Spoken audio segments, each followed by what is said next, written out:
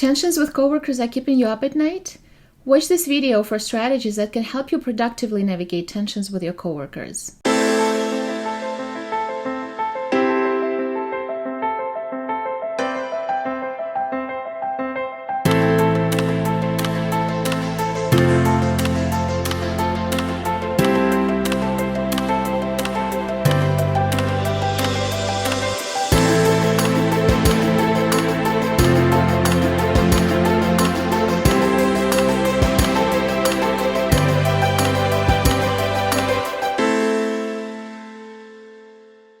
Hello, this is Dr. OLGATARA helping you engage the hearts and minds of your coworkers. Workplace tensions are inevitable and can be tricky to navigate, especially when your reputation is at stake. So you really want to navigate them well, productively, and help your relationships instead of harming them.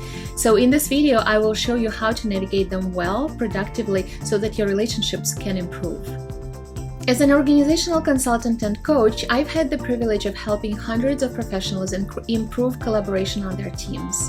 If you're interested in learning from me how to level up your collaboration, I can give you more details about that at the end of this video.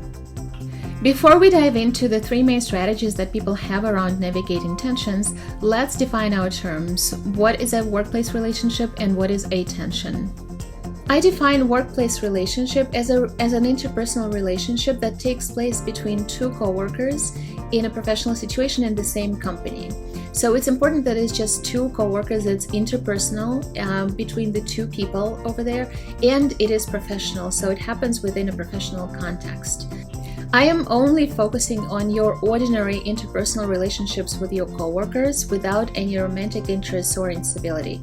Those two are very different areas of expertise, and I want to make my boundaries clear. If you want to learn more about how to get along with your coworkers, I have another video on that topic. I put the link to it below in the description to this video. In my opinion, and in my model and my approach, tension is not a conflict. So let's differentiate between the two.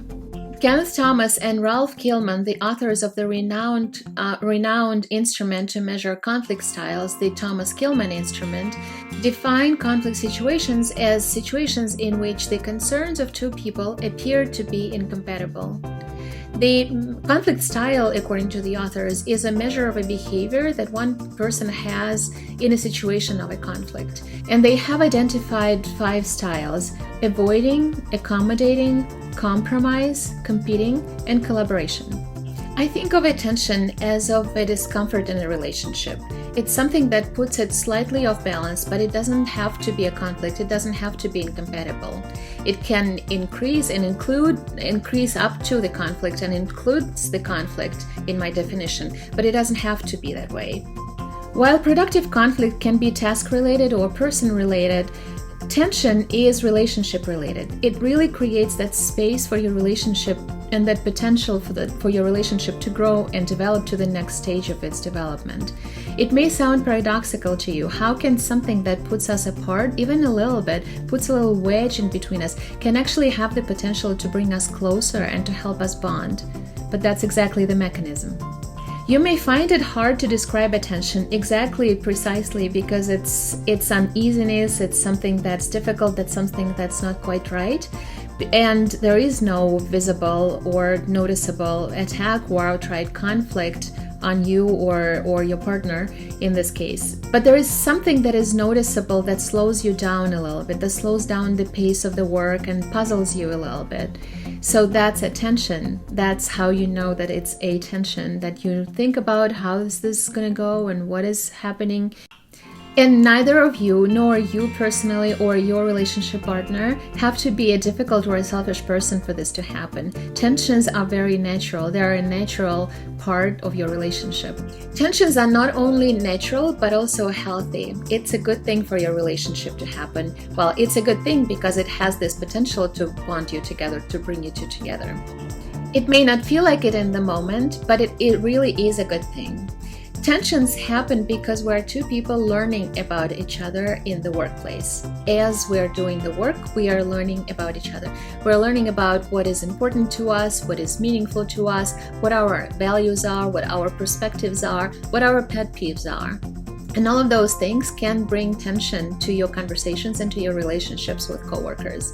And remember that tensions may be very small little things that puzzle you or slow you down a little bit. In fact, at work, we create tensions all the time, big and small tensions. So don't think about a tension as a conflict. It's a very different construct. Here are some examples of the tension-prone situations. Providing feedback or sharing criticisms. Mistakes and missteps. Difference in working styles, in expectations, in pace of doing things, in approaches to the work, or in habits of doing the work. Siding or aligning or not in front of other people. Forgetting or missing to do something. Telling an uncomfortable truth.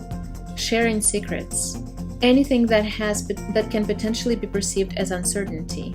Any miscommunication, and answering questions in a political way, which is telling what they want to tell you, but not what you asked.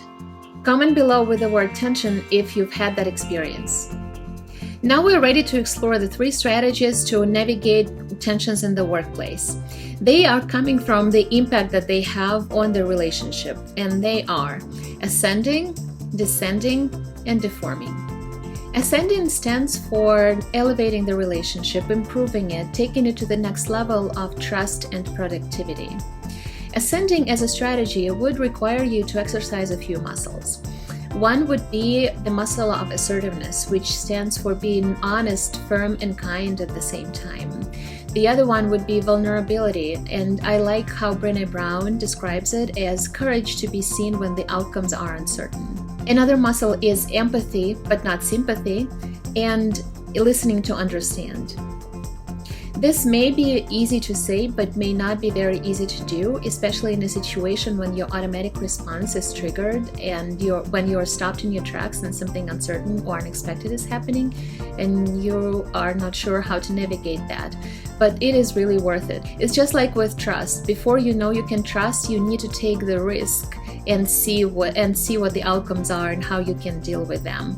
The same way is with the relationships. They don't get better just by being comfortable with each other. They do get better by you navigating tensions and conflicts well.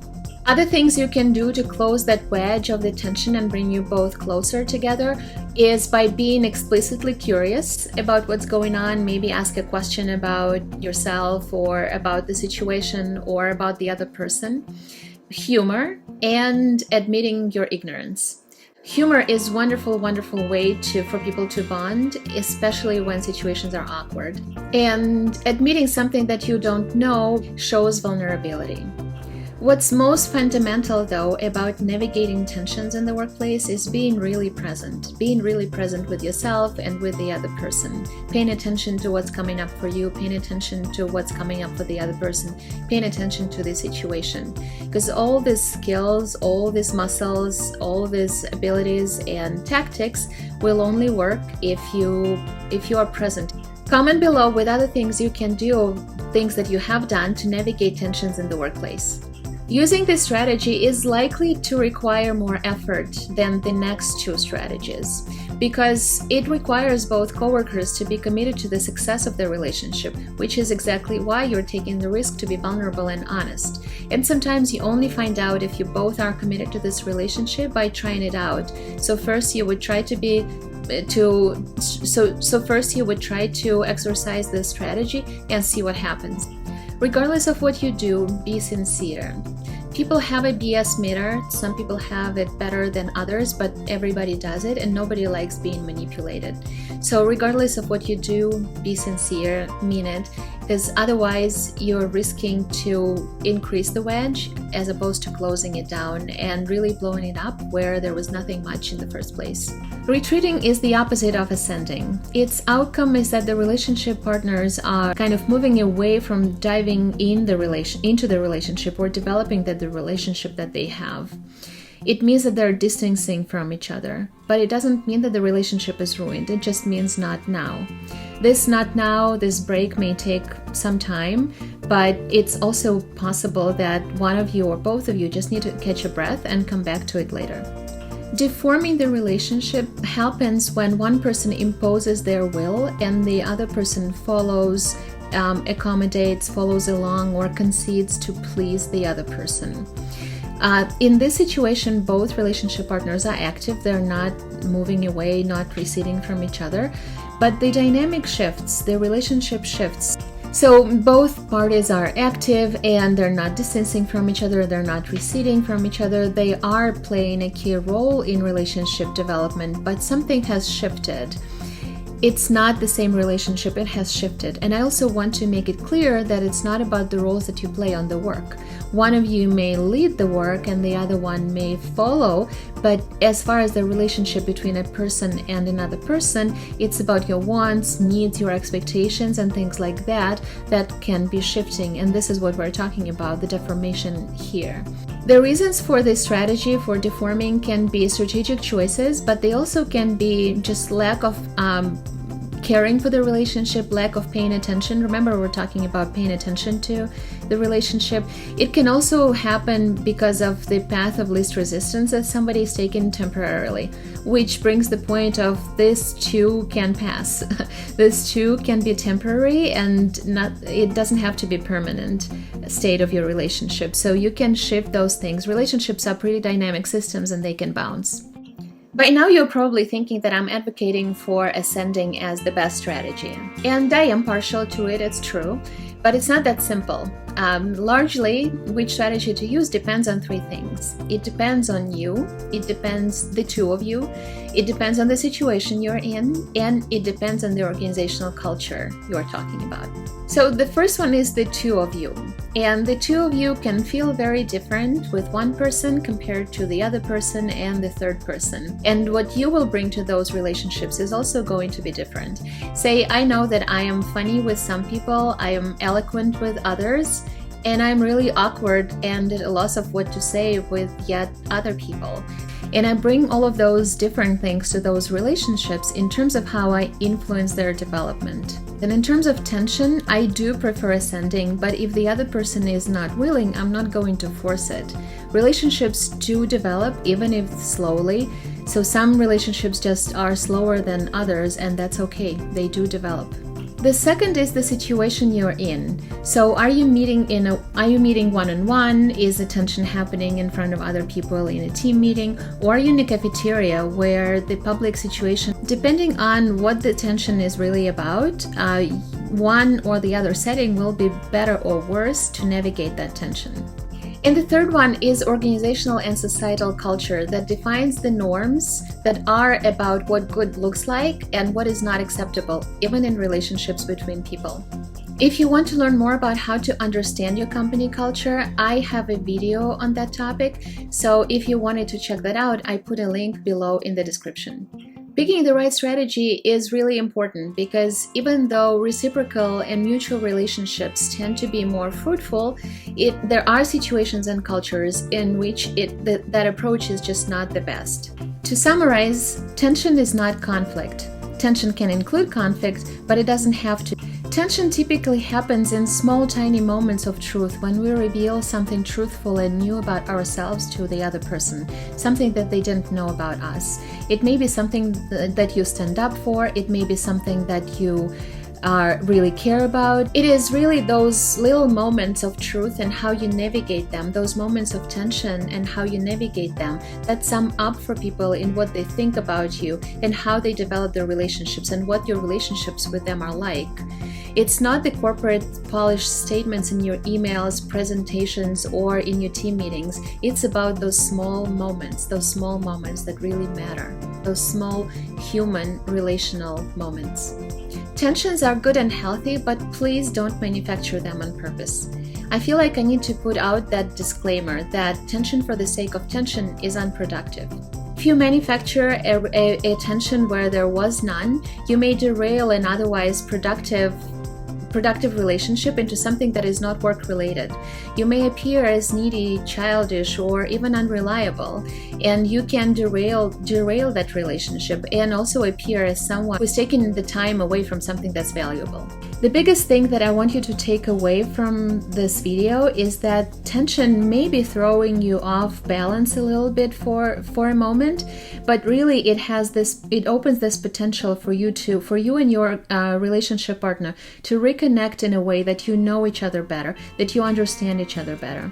If you know and understand each other better, you can trust each other more, and then you can rely on each other more. You can rely on each other's strengths and mitigate for each other's weaknesses, and then you can achieve more and faster.